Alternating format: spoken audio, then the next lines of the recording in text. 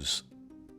Sorry. Shakur has more to lose. Yes. He's the undefeated fighter. He's seen as the eventual pound-for-pound champ, potentially. But Teo has more to win. He has more to gain. Mm-hmm. And I think Shakur respects Teo to the point where he's going to train like he's never trained before. Because this is a great fight for him. This is probably the best fight of his career up to date. Even though he's been in some great fights, this is probably the best opponent. I can't say for certain because there's no certain with Teofimo Lopez. He's one of the most up, down, left, right guys I've ever been around. Mercurial, we could say. I mean, yes. But when he is on, he's damn near unbeatable. I mean, he's such a good athlete. He has such a good boxing IQ. He's so physical and explosive. Boxing experts are closely watching the fight between Shakur Stevenson and Teofimo Lopez. They see it as a big clash of different styles and rising momentum. Max Kellerman says Shakur has more to lose because he is known for his sharp skills and perfect record. Teofimo has more to gain as the underdog with less pressure and more chance to surprise, which makes the fight risky and hard to predict. Where Shakur is fighting to protect that perfect record, to protect that kind of sense that he's the next guy. On the other hand, Teo is like he can fight with more abandon against Shakur because there's so much for him to gain. And if he loses, he's lost before. He's lost to Kambosos, and he came back from that. Greg Hackett gives a clear but fair prediction for the fight between Shakur Stevenson and Teofimo Lopez. He leans toward Shakur winning by decision because of his focus, ring smarts, and control in the ring. Still, he says boxing is unpredictable and Teofimo should not be counted out. One big moment from Teofimo's power, timing, or hard work could change the whole fight. In the end, Hackett feels Shakur's steady style and strong training will matter most. He believes Shakur knows how dangerous Teofimo is and will train harder than ever. With two top fighters at their best, Hackett sees this as a big clash where anything can happen. I think Shakur, my first mind tells me Shakur, and I thought about it, I'm picking Shakur by decision, but because this is fighting, anything can happen, you can't count Teo out. So there is thoughts sometimes that cross my brain, like damn, what if Teo catch him like real good though? You know what I mean? And hurt him. Or what if he just out hustling? You know what I'm saying? I mean, it's a lot of shit that crossed my mind, but I still like Shakur for the dub. I like Shakur for the dub because he knows how to win. Like he knows how to win. You know what I'm saying? And he's always prepared to win. So, and I think Shakur respects Teo to the point where he's gonna train like he's never trained before. Because this is a great fight for him. This is probably the best fight of his career up to date. Even though he's been in some great fights, this is probably the best opponent. You know what I mean? And Teo, same for Teo. So when it's like that, when you put Magic and Bird together, shit happens. You know what I'm saying? And that's the kind of situation it is. Magic Johnson was nice, but Larry Bird was nice. You put them together, you get a nice game. You know what I mean? So you put these two together, you get a nice fight. Is this one of the fights that we're going to remember historically? Like, is this a, you know, to go back and it's study. 19, it's 19, when did Leonard and Hearns first fight? Is this one of them? That shit was like 87 or some shit. Yeah. It's 19. Like 87 or something. No, it had to be earlier than that, right? 84 the first maybe. One? Yeah, like I don't know, because he was in the 76 Olympics. Well, no, 70. Wasn't it 78? No, they ain't fighting 78. No, I'm saying 78 Olympics, wasn't Yeah, he? probably 78 or some shit. Chris Algieri breaks down the fight by looking at Teofimo Lopez's mindset and surroundings. He says Madison Square Garden is the perfect place for such a big fight and that the bright lights add more drama. Algieri believes Teofimo does his best when things are wild and when people doubt him. He calls Lopez unpredictable but says when everything comes together he is very hard to beat because of his speed, smarts, and power. Algieri notices that Teofimo often fights better when he is counted out. Since many people favor Shakur for being steady, Algieri thinks this underdog role could bring out Teofimo's best and make the fight more dangerous than it looks. Or the health of boxing on this side of the world. You know, listen, there's nothing like the Garden. We've both fought there many times. I fought in the big room. There's nothing like the Garden. Just the vibe, like you said, champ, that's around that. And this fight is deserving to be here. It's that good of a fight. It's that big a fight, and especially like I said, like the health of American boxing. This is one of the best fights that can be made. And putting it in the Garden just makes too much sense. But the idea of the turmoil, the eyes on it, the spectacle, the circus. Chris, you talked about the idea that Teofimo Lopez kind of lives in this. That's where he flourishes. That's what he loves. This idea that because there's so many eyeballs on it, it's going to be kind of a circus. Does that favor Teofimo a little bit when you look at the strategy? Yes, no? I'm going to say well, I can't say for certain because there's no certain with Teofimo Lopez. He's one of the most up, down, left, right guys I've ever been around. Mercurial, we could say. Yes. But when he is on, he's damn near unbeatable. I mean, he's such a good athlete. He has such a good boxing IQ. He's so physical and explosive. And again, I've said this on past shows. I've called him many times for Top Rank, been around fight weeks. And it just seems to me, the more out of sorts he seems, the more back against the wall it looks like, the more that he's an underdog, the better he performs. And this could be that kind of situation. New York is a tough place, man. They're already gibbering, going back and forth, saying like, you know, he reps Brooklyn, but there's kind of questions about his Brooklyn roots. Can he really rep Brooklyn in the way that he says he can? So he's already getting that heat for that. I don't know. It might be a good thing to kind of to poke the bear in terms of how well Teofimo is going to show up. Paulie, that's a huge. You're from Brooklyn. That's a big insult to say that you're not really from Brooklyn. Insult him a little bit. Insult him a little bit. Insult him. But I'll tell you what. I don't. There's so many thoughts in my head with this situation because Teofimo is at his most dangerous when he's counted out, and this is going to be one of those fights where he's going to be counted out. Teofimo Lopez talks openly about wanting to fight Shakur Stevenson and why the matchup matters to him. He says top fighters should earn top pay, and a fight this big should be exciting and rewarded fairly. Lopez explains that his style is creative and fun, not just safe boxing. He points out times when experts were surprised by his skills and ability to adjust against great fighters. Inspired by legends, he mixes old-school moves with modern speed to keep improving. For Teofimo, fighting Shakur is about more than money or hype. It is about proving himself, respecting boxing's past, and showing he belongs in the biggest fights today. Oh, you know what you're talking about, right? Of course, I'm talking about Shakur. $4 million. $4 million. Ooh, we didn't get into Shakur. Oh, yeah, I want to see like entertainment, and then pay the man for that entertainment. Well, you know, I give it all different kind of traits of skills. I mean, even Andre Ward, someone that's like an analyst, like a perfectionist in boxing, like his IQ is high. He was even the commentator, like he was surprised how I did that jab where it was like a Superman punch to Josh Taylor, a guy that's undisputed and everything, and just made it look so easy. I bring so many things. I even brought a George Foreman combination now because that's everything. Everything is everything. Like I go back in time because that's where my future is at. And so like as far as like retirement and stuff, honestly, man, it's up to the networks. It's really up to the networks. Shakur Stevenson is training very hard for his fight against Teofimo Lopez. This is the biggest fight of his career and a chance to face a top opponent fans have been waiting to see. Each workout shows his focus as he sharpens his skills, timing, and game plan.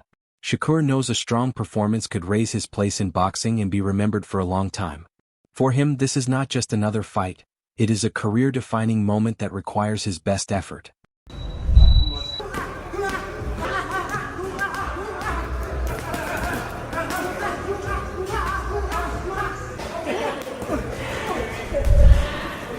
Tim Bradley breaks down the fight by focusing on its skill level and importance to boxing. He says Devin Haney is leading the new generation by pushing young fighters to face each other and prove who is truly the best.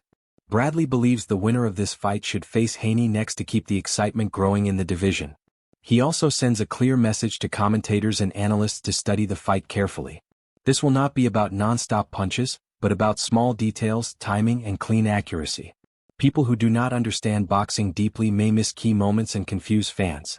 Bradley explains that every move, counter, and strategy matters at this level. Only those who truly study the fighters and their styles can give meaningful analysis. For Bradley, this is more than just a fight. It is a lesson in focus, discipline, and how modern boxing skill continues to rise. Going at it again. Yeah, I think Devin Haney setting the trend. Devin Haney setting the trend. Yeah. Yep, he's setting the trend. Now all these young guys starting to test themselves against each other now. That's what we want to see. That's what we want to see. We want to see who the best is, yo. And then the winner of this fight right here needs to fight Devin Haney. Why not? Why not? Keep it going. Keep it going. But anyways, look, this is a message, man. Anybody that's gonna be working that card, y'all better make sure y'all do y'all damn homework. I'm talking about any commentators, any host, anybody. Do your damn homework, man, for real. You know what I'm saying? Because this not going to be one of them fights where it's going to be rock'em sock'em, both guys hitting each other and stuff like that. No, it's going to be small, little nuancey type of things that if you don't know what you watching, you can't tell us what the hell is going on. All the fans at home going to be like, what's going on? You know? That they don't have the knowledge that you supposed to have to give us some food for our damn thoughts. So do your damn homework on this, okay? Oh, that go for everybody that's gonna be calling this fight, because there's every offense that, or every type of any offense that's gonna be landed, it's gonna have to be earned or set up. Both these guys are intelligent, right? Teofimo Lopez, explosive as hell. He's smart as well. Shoot, you got to remember, this man was the first man to beat Lomachenko. Yeah, well before Haney. Yeah, So, look, check this out. And you already know Shakur Stevenson. You know what he bringing to the ring. Defense first. Yep, defense first. You ain't getting nothing. I'm gonna get mine when I get mine and when I want to get mine, but you ain't getting nothing. So look, y'all might perceive this fight as being boring and this and that. This is going to be one hell of a technical battle that I can't wait to see. Analyst Wade explains that Teofimo Lopez and Shakur Stevenson likely know each other's styles very well because they came up through similar systems. Few fighters understand one another like these two do. Wade says if Teofimo comes in trying to break or stop Shakur, it would be something we have never really seen before. He notes that in past fights, like against William Zepeda, Shakur was briefly tested, but it was more of a slip than real danger. Wade also says fans expecting Shakur to fight with non-stop aggression may be surprised. Both fighters are smart, skilled, and careful, so he expects a slow, controlled fight. Instead of wild exchanges, it will be a chess match with smart movement and planned attacks. The fight will test their brains, discipline, and patience, making it less explosive but very interesting for true boxing fans.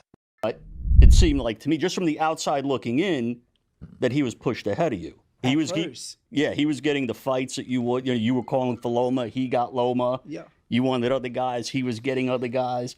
Did you see him as a future foe? Because at one point you were 2 divisions ahead of him. I think that everything just plays out the way it does, and eventually we was gonna end up meeting up with each other eventually. I think that's how it works, right? When 2 greats collide, you're bound to see a great fight. So I never seen any jealousy in my part with him.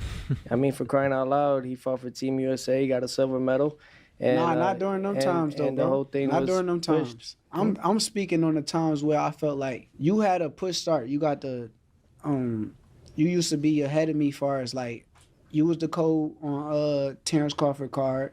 I was underneath. Then you got the opportunity to fight with Lomachenko. And after that, I felt like I kind of got pushed more than you, and you felt some type of way about the way that I was pushed more than you when it came down to ESPN. I remember you saying a little comment with the ESPN only like black fighters and all that kind of stuff. And when you said that, I kind of felt like it was a shot at me. So the hell? That's where we're going. ESPN only likes black fighters. I don't remember that. But all right, let's take it there then. Shit, what we saying, Tio? They only watching the black fighters over at ESPN? I felt like it was a little bit of jealousy. No, I just didn't give enough. That's all. Cool. Just didn't give enough about it all. Yeah, but when you said in the ended comments, up- you said something there. It was something you said at that time. That was something. It was the way you felt, right? Nah, I just pushed the movement that I felt like we was taking over as we are now. Like I said, I think you're the truth. I know I'm the truth, and can't wait to see it. Yo, Shakur is showing them teeth off, son. Now that he got that gap fixed, Shakur is showing them shits off. That man smiling. That man, you know what I'm saying? Just throwing them teeth out there. And he should. Everybody giving Shakur stick about fixing his gap in his teeth. Y'all would do the same shit. Just because J. Cole got on a song and talked about how he never fixed his gap in his tooth and he wanted to remain himself or whatever, I'm not with that. If you got something like that where, you know what I'm saying, you got the saloon doors in the middle, gums with no teeth, you want to push the shits together, you know what I'm saying, you want to bring the whole family together, I'm not mad at that at all. But Shakur is flexing them, you know what I'm saying? Now, Shakur, you, judging by the recent CompuBox numbers, you're number 1 by a mile as far as fighters not landing any power punches on you. Bruce Carrington explains Teofimo Lopez's biggest weakness against Shakur Stevenson, which is dealing with movement. He says that while Teofimo is fast, strong, and exciting, Shakur's footwork and patience can frustrate him. In past fights against hard-to-catch opponents like Sandor Martin and Jimmy Ortiz, Teofimo struggled when he could not set his feet. Carrington adds that Shakur's defense and control of distance make him very hard to hit cleanly. Teofimo will need to stay calm and adjust to a fighter who is always moving. Carrington still sees it as an exciting fight, but believes it could be a difficult night for Lopez unless he finds a way to handle Shakur's slippery style. I feel like Teo is going to bring the fight. He's very athletic. He has a lot of explosiveness, and but I do feel like when it comes to Shakur, bro, his movement may frustrate him. The only thing that worries me when it comes to Teofimo is his frustration. Like, is he going to be able to work well with a mover? We've seen, difficulties that he had with Sandor Martin. We've seen the difficulties that he had with Jimmy Ortiz, guys that's been moving around and not staying still. Like, if you keep Teo moving around and he can't plant his feet, what can he do? We're going to have to find that out on, January 31st. And I think Shakur, he's probably one of the best guys to, move his feet, be on defense, being hella patient and frustrating a fighter, bro. Like, so, I don't know. We've seen Teo get frustrated to the point where he's asking himself, do I still got it? You know what I'm saying? Yeah. We got to see what his mentality is going to be like come January 31st. Do you think that his experience on the biggest of stages, his two biggest wins, he was an underdog. And both guys, ironically enough, were southpaws like Shakur. That play any factor to you, man? Nah, styles is different. The styles are totally different. Lomachenko don't fight like Shakur. Josh Taylor don't fight like Shakur. Like I don't see, just because it's southpaw, that same thing will happen. I feel like certain techniques could be used to fight Shakur, yeah. But in terms of like that approach of the fight, nah. Like Shakur fights totally different. You gotta be able to do some out of pocket stuff with Shakur. You gotta throw while he's throwing. That's probably some of the only times that he's able to get hit. Only time he's open. So yeah, other than that, bro, it's gonna be a pretty tough night for Teofimo Lopez, but I feel like it's still gonna be an exciting fight. Henry, a boxing analyst, breaks down Shakur Stevenson's career as he gets ready to face Teofimo Lopez. Shakur is undefeated at 24-0 with 11 knockouts and turned pro in 2017. At 28 years old, he is in his prime, the same age as Lopez, and they are close in size. Henry says a final size check would need to see them side by side. Shakur has more experience, though, as a 3-division world champion who started at a lower weight and grew into his body. Henry believes Shakur's skill, experience, and championship background make him a very tough opponent who can match Lopez both physically and technically on fight night. 8 years old, both men in their athletic primes. He's 5'8". These are on paper heights, so potentially a little bit shorter. He could even be a bit taller than Teofimo Lopez. I really need to see them next to each other to make that assessment. No lifts in the shoes, all that stuff. But around the same size is the most important thing. The difference, though, with Shakur Stevenson is he's actually a 3-weight division world champion, and he started a division lower than Teofimo Lopez, meaning naturally it would appear that he's slightly the smaller man. Although that doesn't necessarily mean they're now not the same size. He could easily have filled out to be roughly the same size as Teofimo Lopez is on the night in the ring. Now, for me, I'm going to jump back to 2021 to first start talking about Shakur Stevenson, when he managed to get a win over Jamel Herring. Again, he'd had significant wins before this fight, but it was the first one where I really tuned into his career. Notable wins had already come against Joet Gonzalez, Jeremiah Nakathila. That's all for today's video. Stay tuned and see you next time.